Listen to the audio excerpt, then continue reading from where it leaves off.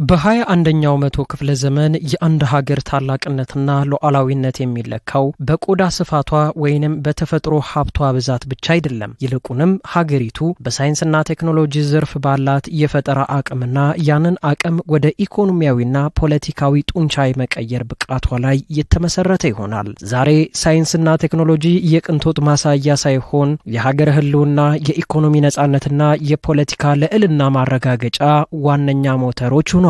ቴክኖሎጂ የአንድን ሀገር የኢኮኖሚ እንቅስቃሴ ከባህላዊና አድካሚ አሰራር ወደ ዘመናዊና ፈጣን ምዕራፍ የሚሸጋገር ድልድይ ነው። በግብርናው ዘርፍ የሚታዩ የሜካናይዜሽንና የዲጂታል መረጃ ስርዓቶች ምርትን በእጥፍ ሲያሳድጉ፣ በማኑፋክቸሪንግ ዘርፍ ደግሞ አውቶሜሽን እንዲሁም አርቲፊሻል ኢንተለጀንስ ወይንም ሰው ሰራሽ አስተውሎት ብክነትን በመቀነስ የውድድር አቅምን ያጠናክራሉ። በወሎ ዩኒቨርሲቲ ኮምቦልቻ ቴክኖሎጂ ኢንስቲትዩት ደማቅ ድባብ የታየበትና የሀገራችን የሳይንስና ቴክኖሎጂ መጻኢ ዕድል የሚቃኝበት 8ኛው ብሔራዊ የምርምር ኮንፈረንስ በታላቅ ስኬት ተካሂዷል። በዛሬው የማህደር ወሎ መሰናዷችንም ይህንን ጉዳይ የምንቃኝ ይሆናል። የፕሮግራሙ አዘጋጅና አቅራቢ ሰላሀዲን ሰይር ነኝ። እስከ ፕሮግራማችን ፍጻሜ ድረስ አብራችሁን ቆዩም።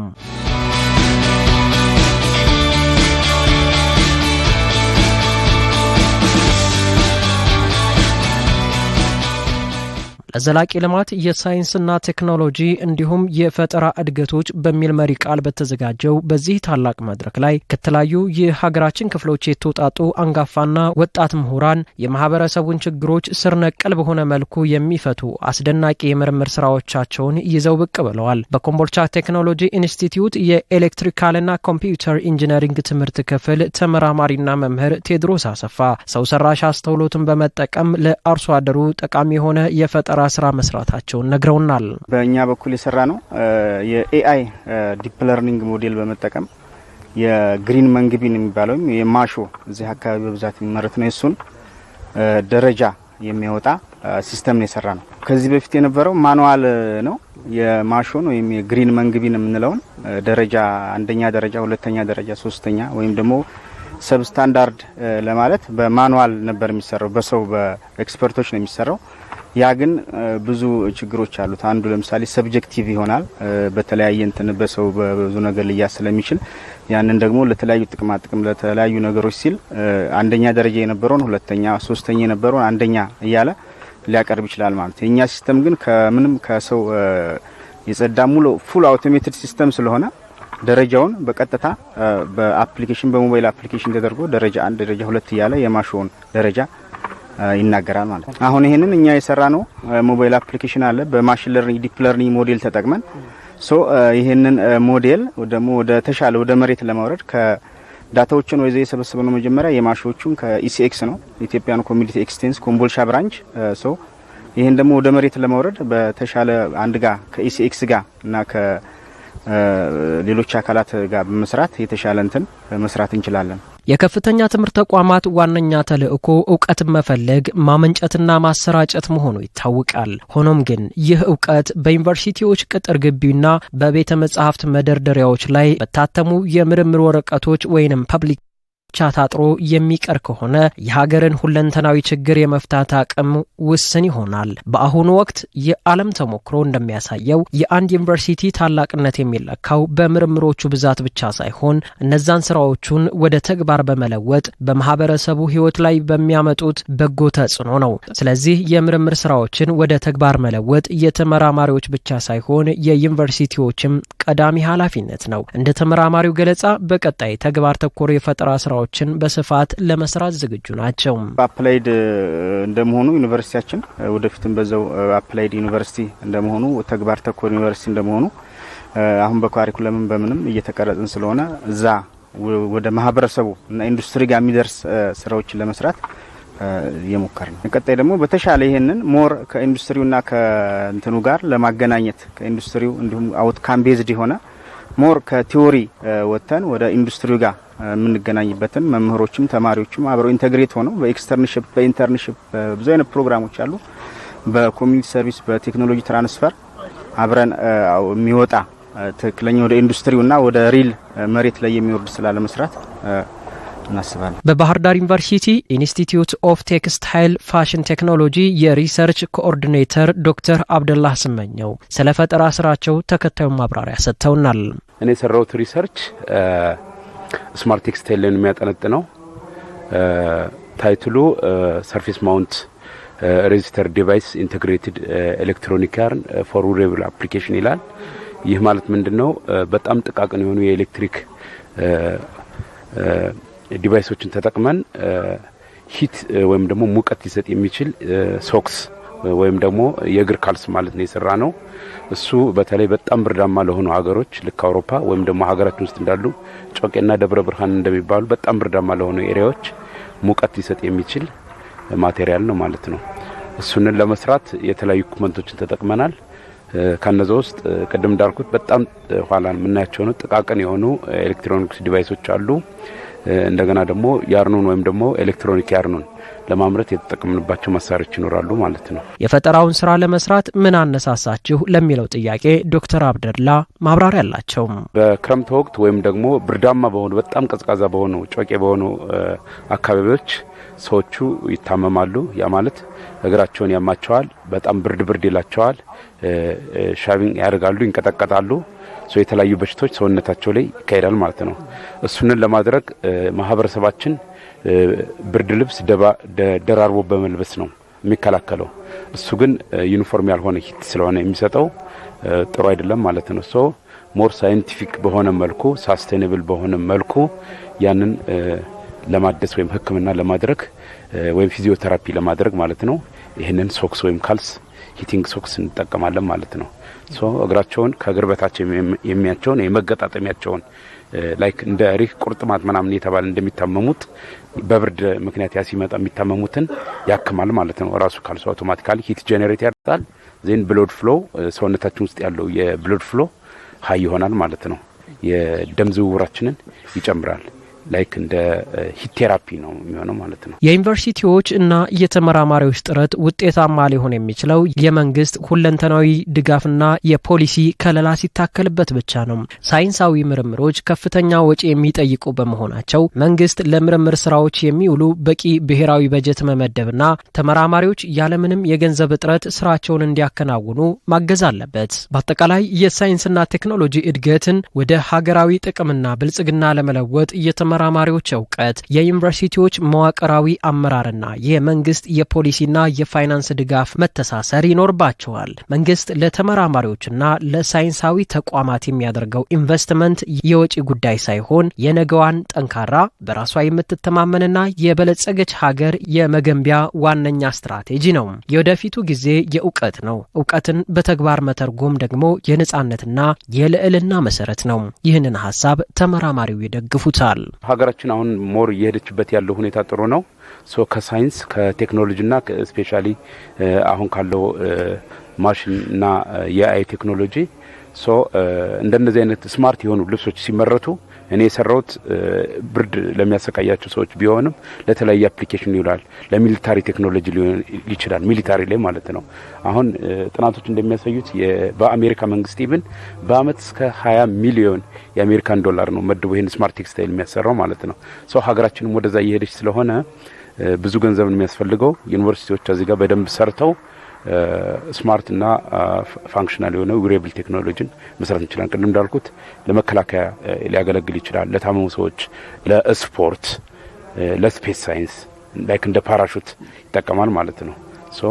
ያደጉ ሀገሮች አሜሪካን፣ ምዕራባውያን ብንወስድ፣ አውሮፓን ብንወስድ በፓራሹት ወይም ደግሞ ስፔስ ቴክኖሎጂ የሚጠቀሙበት ልብስ ስማርት ቴክኖሎጂ ነው፣ ስማርት ሳይንስ ነው ማለት ነው። እዚህ ጋር ያጠናነው ምንድነው ቴክስታይል ከልብስ ውጭ ማለት ነው። ቴክስታይል ማቴሪያልን ከልብስ ውጭ ለሌላ አገልግሎት ሊውል የሚችል ማቴሪያል መስራት ነው። ይሄ ሞር ለሀገራችን ጠቃሚ ነው ብዬ አስባለሁ። ሌላው በዚህ ኮንፈረንስ ላይ የተገኙት በአዲስ አበባ ዩኒቨርሲቲ ኮሌጅ ኦፍ ቴክኖሎጂ ቢውልት ኢንቫይሮንመንት መምህር ፕሮፌሰር ገረመው ሳህሉ ናቸው። የውሃ ብክነትን የተመለከተ ወተር ሎስን የተመለከተ የሰራሁት ሪሰርች አለ። እሱ እንግዲህ ግሎባል ኮንትሪቢዩሽንም ነው የሚሆነው። ማለትም የውሃ ሎስን የምንገምትበት እና ይሄ ነው የምንልበት ፎርሙላ በመጀመሪያ ዲቨሎፕ የተደረገው ለሰለጠኑ ሀገራት መሰረት አድርጎ ስለነበረ ያንን እኛ ጋር ያለውን ሁኔታ ሪፍሌክት ስለማያንጸባርቅ እዛ ላይ መሻሻል መኖር እንዳለበት በጽሁፌ ገልጫለሁ። ስለዚህ ያ ሪቫይዝድ የሆነ ሜቶድ ወደፊት ጥቅም ላይ ይውላል ማለት ነው፣ የወተር ሎስን ኤስቲሜት በማድረግ። ሌሎችም ስራዎች አሉ እንግዲህ በተለይ ከእንትኔ ጋር ከዋና ሪሰርቼ ጋር ተያይዞ ለምሳሌ ሚሌኒየም ዲቨሎፕመንት ጎልስ ወደ ኤስዲጂ በሚቀየሩበት ጊዜ ከኤምዲጂ ያለው ክራይቴሪያ ልንጠቀም አንችልም። ስለዚህ የግድ ወደ ሚኒመም የሆነ ወተር ሰፕላያችን ወደ ቤት እስካልገባ ድረስ የጤና ኢፌክት የለውም። ለምን ከቦኖ ውሃ ሰው ቀርቶ ለማብሰያና ለመጠጥ ያደርገው እንደሆነ ነው እንጂ ልብሱን ሊያጥብበት አይችልም፣ ገላውን ሊታጠብ አይችልም።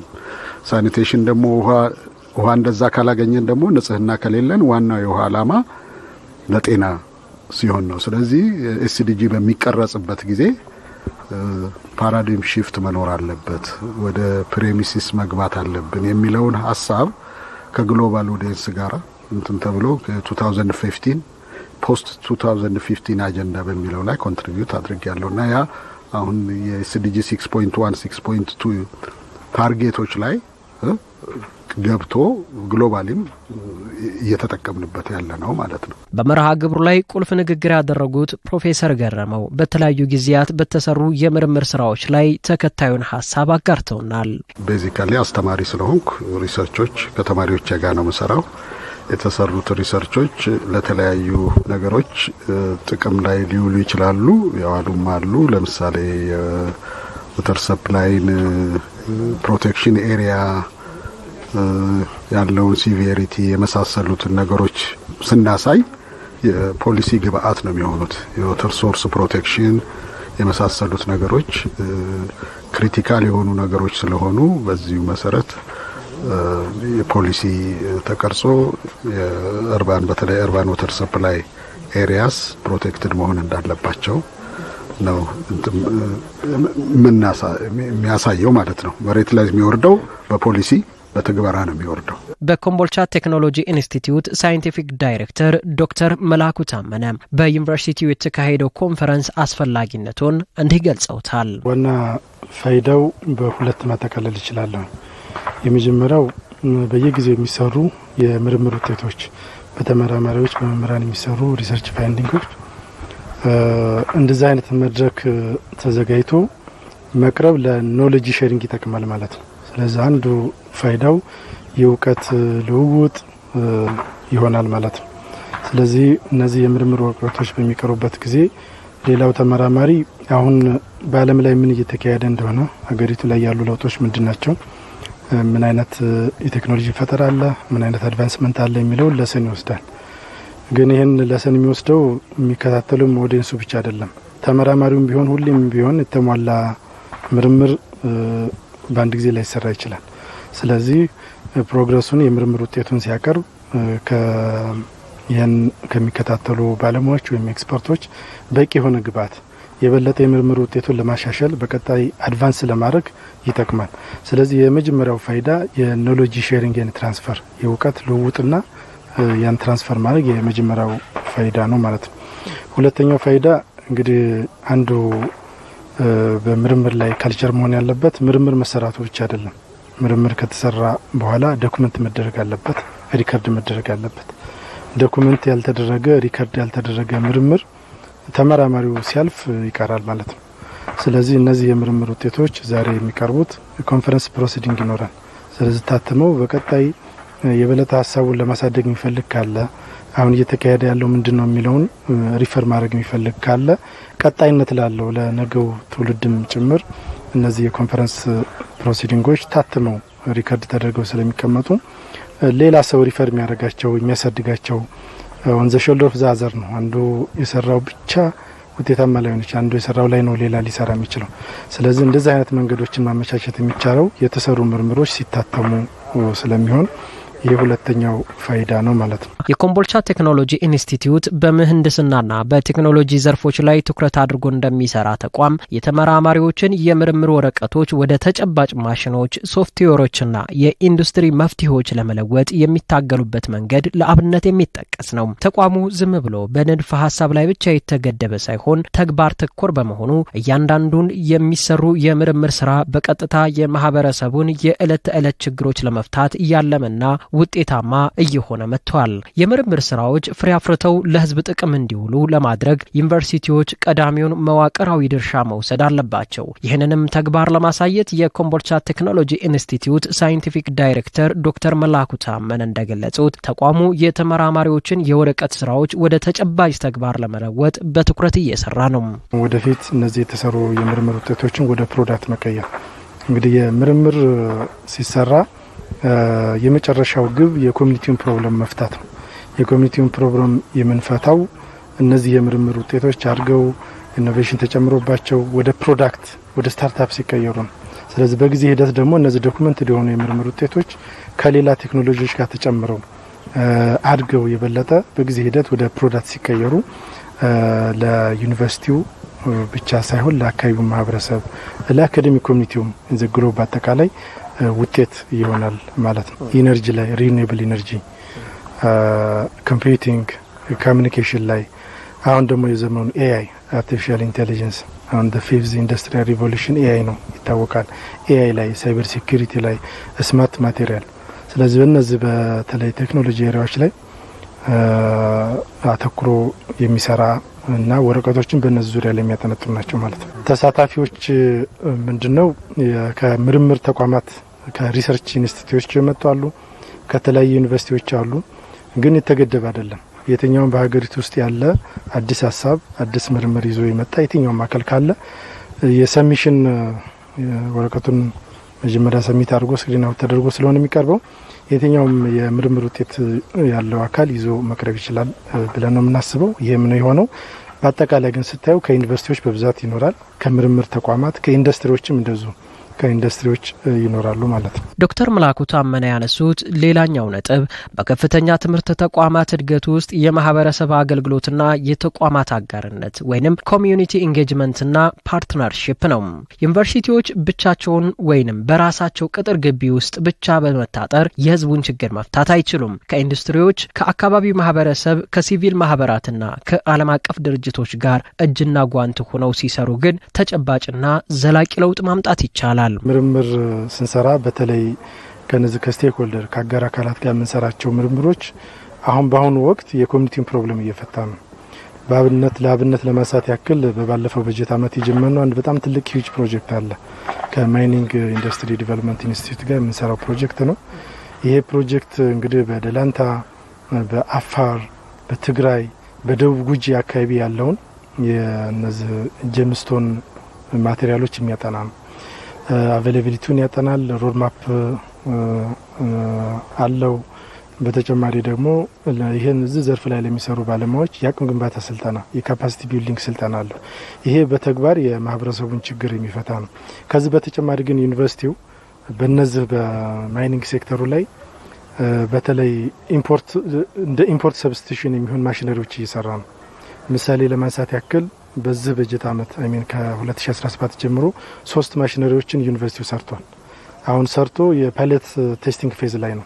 ምናልባትም ከሚቀጥለው ከ2018 በጀት ዓመት ጀምሮ እነዚህ ፕሮዳክቶች ወደ ገበያ ይወጣሉ ብለን ነው የምናስበው። እነዚህ የተሰሩ ማሽኖች አጠቃላይ ፋይዳቸው ሁለት ነው በማይኒንግ ሴክተሩ። የመጀመሪያው የነዚህ ዘርፍ ላይ የሚሰሩ ባለሙያዎችን የስራ ኤፊሺየንሲ የሚጨምር ነው። ቅልጥፍና እና ኤንድ ሴፍቲ ኤፊሺየንሲ ኤንድ ሴፍቲ ይጨምራል። ይሄንም በምሳሌ ለማስደገፍ ደላንታ አካባቢ ከዚህ በፊት ምናልባትም ከ2 አመት ከ3 አመት በፊት የነበረው አደጋ የሚታወቅ ነው።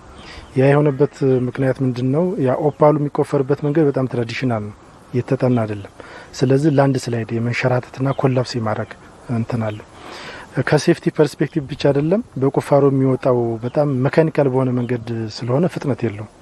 ስለዚህ አንዱ በዩኒቨርሲቲያችን የተሰራው ማሽን ማይኒንግ ካርት ይባላል። ይሄን ሊያስወግድ የሚችል ነው።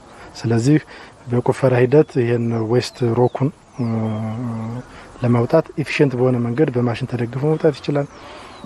የቁፋሮም መንገድ ጋይድ ነው፣ ስልጠና እንሰጣለን። ማሽኖችም ዲዛይን ሲደረጉ ሴፍቲ የጂኦ ቴክኒካል አናሊሲስ ተሰርቶ ነው።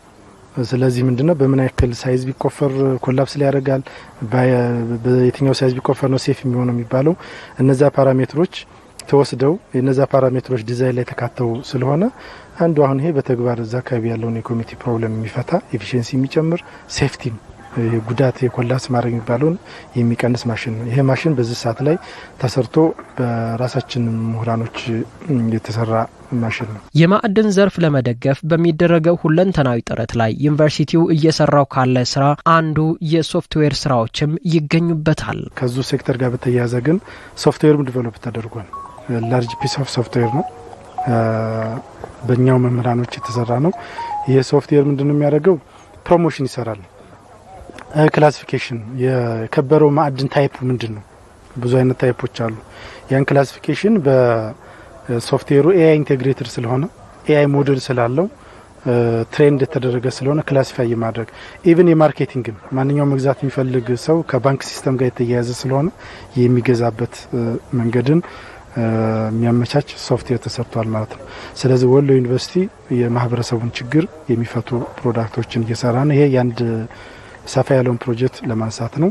ዩኒቨርሲቲው ከአውትሪች ኢትዮጵያ ከተሰኘ ግብረሰናይ ድርጅት ጋር በመተባበር እየሰራ ስላለው ስራ ማብራሪያ ሰጥተዋል። ዶክተር መላኩም ወለድ ላይ የኮሚኒቲ ዲቨሎፕመንት ፕሮጀክት ዩኒቨርሲቲያችን እየሰራ ነው።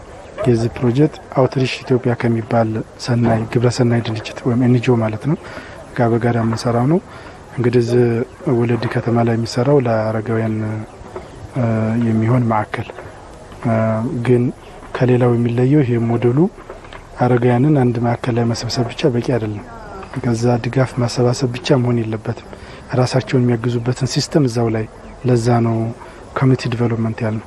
ስለዚህ አረጋውያን ማዕከል ብቻ ሳይሆን ለምሳሌ የኢነርጂ ከፀሐይ ብርሃን የሚያገኙበት የሶላር ኢነርጂ አማራጮች እንዲኖር ውስጥ ላይ የፖሊተሪ ፋርሚንግ የቺክን ፋርም የሚባለው እነዚህ ምንድነው የዶሮ እርባታዎች ኑሮ የስጋና የእንቁላል ምርቶችን የሚያገኙበት ወይም የሚሸጡበት መንገድ እንዲኖር የፊሽ ፋርሚንግም ፖሲብሊ ጥናት ላይ ነው። እሱ በእርግጥ አካባቢ የሚፈቅድ ከሆነ ያ ይኖራል።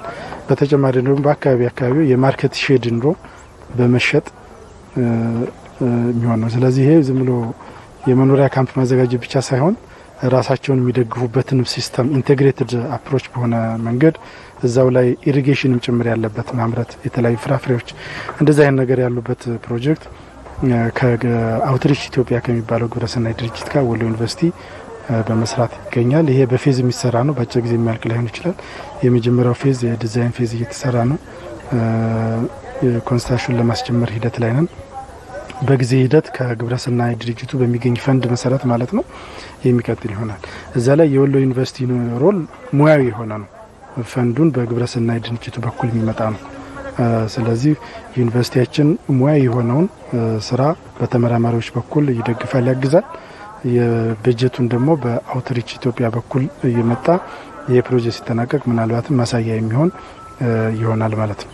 ስለዚህ ሌሎችም እንደዚሁ ስኮፓቸው ጠበብ ያለም ምናልባትም ከዛም ያለፈ ስራዎችን በመስራት ወሎ ዩኒቨርሲቲ የማህበረሰብ ችግሩን ለመፍታት ጥረት እያደረገ ይገኛል። የወሎ ዩኒቨርሲቲ የምርምርና ቴክኖሎጂ ሽግግር ምክትል ፕሬዚዳንት ዶክተር ሀዋ ወሌ በበኩላቸው ወሳኝ መልእክት ያስተላለፉ ሲሆን በምሁራን የሚሰሩ ምርምሮች በወረቀት ላይ ተጽፈው መደርደሪያ ላይ የሚቀመጡበት ዘመን ማክተሙን ጠቁመው እነዚህ የፈጠራና የሳይንስ ውጤቶች ወደ ተጨባጭ ተግባር ለመለወጥ ዩኒቨርሲቲው በቁርጠኝነት እየሰራ መሆኑን አስገንዝበዋል። ይሄ በየአመቱ የሚካሄደው ኮንፈረንስ የምርምር ውጤቶችን ከሌላም እና ከኛ ዩኒቨርሲቲ ያሉ ተመራማሪዎች መጥተው ሀሳባቸውን ለሌላው የተማረ ሰው ማካፈል ነው፣ ሸር ማድረግ ነው። አንደኛው ዋናው ነገር አሁን የሪሰርች ምርምር ውጤቶች ወደ ምድር ላይ እንዲያርፉ ምንድን ሰራቸው የሚባለው ወሎ ዩኒቨርሲቲ ተግባር ተኮር ትምህርት ዩኒቨርሲቲ ነው አሁን እየጀመረ ያለው ማለት ነው። ወደዛ እየተጓዘ ነው ያለውና ምን እያደረገ ነው? የተለያዩ ምርምሮችን ወደ ኢንኩቤሽን ሴንተር በማስገባት እነሱን በማበልጸግ ለህብረተሰቡ ተጠቃሚ እንዲሆኑ ማድረግ እየቻለ ነው። ለምሳሌ የማይልስ የማዕድን ምርምር ላይ ደላንታ ማዕድንን በምን መልኩ መጀመሪያ ምርምር ሲደረግ በጣም የሚባክን ችግር ያለበት የሰው ህይወት የሚጠፋበት ነበር። አሁን ግን ያን ምርምር በመውሰድ ከምርምር ሚኒስቴር ጋር በመሆን አብሮ በመስራት ማሽኖችን ዴቨሎፕ በማድረግ ሰዎች እንዳይሞቱ ለመቀነስ ማዕድኑ እንዳይባክን ለማድረግ አፈር ማውጫ መስራት እንደገና ደግሞ በዲጂታላይዜሽን የት ቦታ ነው አሁን የሚሸጠው የት ቦታ ላይ ምን አይነት ዋጋ አለ የሚለው ነገር የገበያ ትስስር በመፍጠር ይሄንን ስራ እየሰራን እንገራለን። ይሄ ብቻ አይደለም። በግብርናው የእንስሳት መኖ ማዳበሪያ መኖውን ራሱ የጨመሮ የሚል ማለት ነው። እሱን አሁን በምርምር ካወጣን በኋላ ፓተንት ካሰጠን በኋላ እውቅና ከተሰጠ በኋላ በኢትዮጵያ እውቅና ከተሰጠ በኋላ በየሰርቶ ማሳያው እየተራባ ይገኛል ለገበሬዎቹ ለማዳረስ ማለት ነው። እንደዚሁም ማሪቱ ሽምብራ እንደዚህ ጅማሮች አሉን ማለት እንችላለን። ብዙ ሰርተናል ማለት ባንችልም ጅማሮች አሉን። የዛሬው ኮንፈረንሳችን ሳይንስ ቴክኖሎጂና ፈጠራ ለዘለቄታዊ የአገር እድገት መሰረት ነው የሚለው። ምክንያቱም ቴክኖሎጂ ፈጠራ ብንለው ምን መኖር አለበት? ሳይንስ መኖር አለበት። ሳይንስ ከዛ ቴክኖሎጂንና ኢኖቬሽንን ያዳበርን በመሄድ መጠቀም እሱ ላይ ትኩረት መስጠታችን ምን ላይ ጥሩ ነገር ይሰጠናል ማለት ነው። የአገር እድገት ቀጣይነት እንዲኖር ያደርጋል ማለት ነው። በመጨረሻም ቆይታ ያደረግነው በወሎ ዩኒቨርሲቲ አስተዳደርና ልማት ምክትል ፕሬዝዳንት እንዲሁም በኮንፈረንሱ ላይ የዩኒቨርሲቲው ፕሬዝዳንት ተወካይ ኃላፊ ከሆኑት ከዶክተር ታረቀኝ ትንታጉ ጋር ነው። በኮንፈረንሱ ላይ የቀረቡት የምርምር ስራዎች ለሀገር እድገት ከፍተኛ ጠቀሜታ አላቸው ብለዋል ተወካይ ኃላፊው። አሁን ያለንበት ዘመን እንግዲህ በቴክኖሎጂ ኤራ ላይ ነው ያለነው። ቴክኖሎጂ ዘመን ነው። ዓለም እጅግ በጣም በፈጣን እድገት ያደገ ባለበት ሁኔታ ነው። ስለዚህ እንደ ሀገርም በዛ ደረጃ መዘጋጀትና ነቅቶ መቀመጥ ያስፈልጋል። ምክንያቱም አሁን ኤቭሪቲንግ ሰፖርትድ ዊዝ ቴክኖሎጂ ነው። በቴክኖሎጂ ያልተደገፈ ነገር የለም። ያው ዘመኑን የአርቲፊሻል ኢንተለጀንስ ወቅት ስለሆነ ማለት ነው። ስለዚህ ምንድነው ምርምር በነገራችን ላይ እያንዳንዱ ነገር በምርምር በእውቀት ላይ የተመሰረተ ሲሆን የሚገኘው ውጤት ለዘላቂ ሀገራዊ እድገት ከፍተኛ አስተዋጽኦ ይኖራል ተብሎ ስለሚታሰብ እንደነዚህ አይነት የኮንፈረንስ ፕላትፎርሞች መፈጠራቸው የተለያዩ ሪሰርቸሮች ስኮላርስ የሰሯቸውን የምርምር ውጤቶች በእንደነዚህ አይነት መድረክ ላይ ኖሌጅ ዲስሚኔት የሚያደርጉባቸው መድረኮች ስለሆኑ እነዚህን ዲስሚኔት በማድረግ ወደ ኮሚኒቲው በማውረድ ቀጣይነት ያለው እድገትን ማሳለጥ ይቻላል። ዩኒቨርሲቲው የተግባር ተኮር ዩኒቨርሲቲ እንደመሆኑ መጠን ለማህበረሰቡ የሚጠቅሙ ተግባር ተኮር ስራዎች እየተሰሩ መሆኑንም ነው ዶክተር ታረቀኝ የጠቆሙት። ሰፊ የተለያዩ አጋር ድርጅቶች ጋር ሰፊ ስራዎችን እየሰራ ይገኛል። በጤናው ዘርፍ፣ በትምህርትም እንዲሁም ደግሞ በቴክኖሎጂው ዘርፍ ማለት ነው። በጤናውም አሁን ከካፓሲቲ ቢልዲንግ እና ከስታፍ ዲቨሎፕመንት ጋር በቅርብ ጊዜ ከማስተር ጋር ፋውንዴሽን አፍሪካን ኮላቦሬቲቭ ሄልዝ ላይ የተለያዩ ስራዎችን እንደዚሁ እየሰራ ይገኛል ማለት ነው። በዘርፈ ብዙ የሆኑ ስራዎችን እየሰራን ለሀገር ኢኮኖሚ እድገት የራሱን አስተዋጽኦ ያበረከተ ያለ ዩኒቨርሲቲ በተለይ ደግሞ አፕላይድ ፎከስ ያደረገ ስራዎች እየተሰሩ ነው የሚገኙት። በተለይ ደግሞ የአካባቢውን ጸጋ መሰረት ያደረጉ ማለት ነው። ወሎ ዩኒቨርሲቲ እንግዲህ በብዙ ነገር የታደለ ነው። በተለይ በማዕድን እና ሌሎች የተፈጥሮ ሀብት ያሉት አካባቢው ከመሆኑ አንጻር ያንን ኤክስፕሎይት አድርጎ ለሀገር እድገት ለማህበረሰብ ለውጥ ሊያበረክት በሚችል ሁኔታ እየተሰራ ይገኛል።